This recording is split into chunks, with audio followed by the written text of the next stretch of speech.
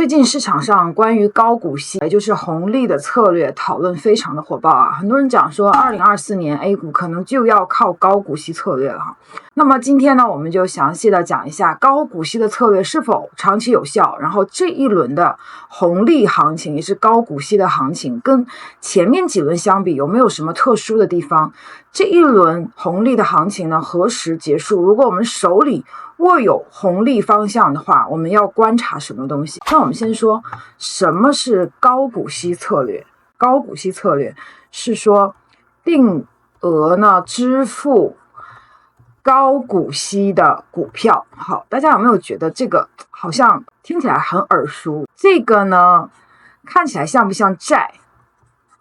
其实呢，我们如何去理解，从一个宏观角度哈，从一个大的方向上怎么去理解高股息策略？其实呢，我们讲说高股息策略本质上它的从一个大类的属性上，它是债加上股市的一个综合体，对吧？因为有债性嘛，因为它定期的支付高额的股息，对吧？同时呢，但它又是股票，它又受股市的估值的影响哈。从这个大的方向上去理解的话，就不难理解了哈。那么我们再回顾一下我们以前讲的知识啊，我们说我们去理解行情呢，不能总是去追热点，这样的话永远都是新的知识哈。我们想办法把我们看到的东西来套到我们很熟悉的知识框架里面。我们讲说 A 股呢，一般有3个小组，对吧？3组人马嘛，对吧？第一组呢就是稳定类的。什么叫稳定类的？就是它的收入呢，它的经营比较稳定，它不太受宏观经济周期的影响，比如说公共事业啊，还有周期类啊这些哈。这一个方向呢，其实就是高股息类的方向，它是隶属于这一类哈。我们说第二组是什么？是跟宏观经济更相关的，对吧？比如说白酒啦、食品饮料啊，是吧？这些都属于跟宏观相关，它跟宏观基本面相关。好，第3类呢是跟它自己相关，它自己有它自己的产业周期，它更多的是成长性的方向，比如说半导体或者是军工类的。那我们想分析一个方向的时候，先从大类上往上套，对吧？那高股息红利类策略呢，先放到稳定类去理解。那么我们讲说现在中国的宏观呢正在企稳磨底的过程当中，对吧？所以呢这一块它走的不好，那我们也就不难理解为什么这一块现在走得好。那我们再往下看，很多人讲什么？讲说红利策略是长期有效的策略。从我入行那一年起，那个时候基金呢，中国的基金还很少。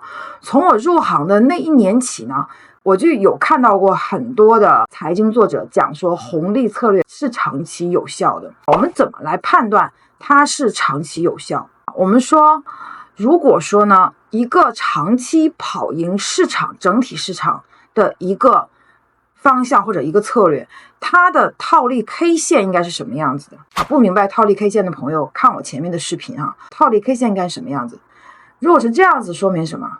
说明它有一个中枢嘛，就是说它相对于整体市场，它是不断围绕整体市场这样去波动的。什么叫长期有效？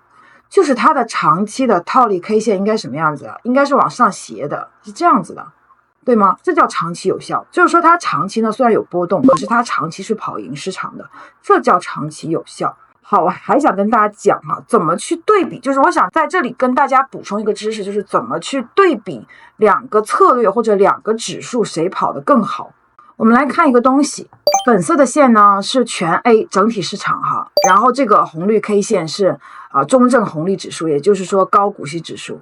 我们看同样的2个线，会发现什么？看这个呢是红利跑赢，这个是整体市场跑赢。为什么同样的2个结果不一样？因为我们计算的起点不一样。如果我们从熊市底部计算的话，会发现什么？会发现整体市场是跑赢的。如果我们从牛市顶部计算的话，我们会发现红利是跑赢的。我们讲说，当我们去对比谁跑赢谁的时候，要看它的起点，好，不是随便就去对比的，所以也在这里跟大家去补充一个知识，不要看这种图谁跑赢谁来去对比啊，要看我们讲的套利 K 线。那红利相对于整体市场的套利 K 线是什么样子？大家看一下，是这样子的，它并不是我们想象的，它的中枢是这样子上去的，它其实中枢是这样子的。好，后面2轮的中枢是比较稳定的，所以我们讲说，我们不能够讲说红利是长期有效的，这从数据当中就可以看出来了。那么红利什么时候有效？看，这就是红利跑赢整体市场的时候，这也是红利跑赢整体市场的时候。大家一看，哎，从20年就已经开始跑赢喽，可是怎么都没有感觉好像赚太多的钱呢？因为是熊市，它跑赢呢，也只是说相对的跑赢。好，那我们看说本轮的红利行情有没有什么特殊的地方啊？有没有跟以前有不一样的地方？其实我在研究本轮行情的时候，我就发现就是它的走势呢跟以前不太一样。当我扒开它的外衣再往下去深挖的时候，我们发现什么？你看哈，这是2015年它的行业构成哈，这个是现在它的行业构成。我们可以看到原来是银行、公共事业、汽车、交通运输这些，对吧？现在呢，第一个也是银行，可是第二个变喽，变成了煤炭。煤炭是什么？是大宗商品类的东西，对不对？是产业链上游的东西。这也同时印证了我们最近1年一直讲的大宗商品超级周期。那么我们可以看到，现在呢，其实本质上红利指数的上行有很大程度上是由煤炭这个行业来贡献的。如果我们把中证红利指数的煤炭刨除出去，是这根绿色的线，会发现什么？它其实并没有跑得很好。但我们看这个上面这根黑线，这是中证红利指数里面的煤炭，看不但创新高哦，还创了以前的新高，看到吗？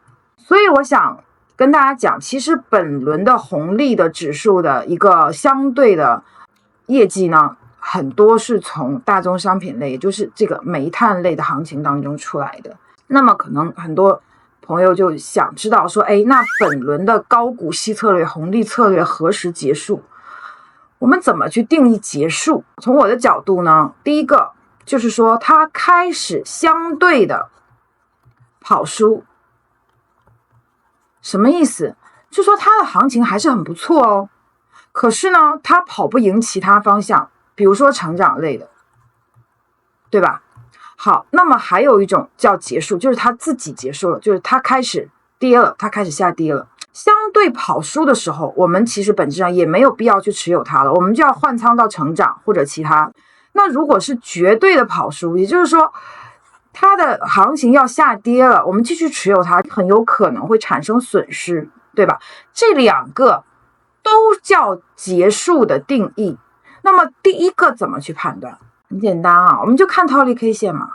现在套利 K 线已经达到了一个前期的高点嘛，如果说它冲上去再下来到这个，那就形成了一个典型的假突破，这种时候我们就会考虑去换仓。套利 K 线也依然可以用我们常用的顶底部分析方法去分析，其实还是蛮容易哈。如果你长期看我的视频，长期看我的直播，应该都是很明白怎么去判断顶部的结构。从我们的数据来看，它的周期位置啊，如果你天天观察数据的话，煤炭的周期位置应该是在7左右啊，它还没有到顶，对吧？那我们就密切关注煤炭它在整个周期当中的周期位置，一旦到达顶部的时候，就要启动顶部策略。顶部策略再跟大家复习一下是怎么样，是不加仓，对吧？首先是不加仓，第二呢，观察顶部的结构。大家可以密切观察哈，然后有问题呢，请在评论区给我留言。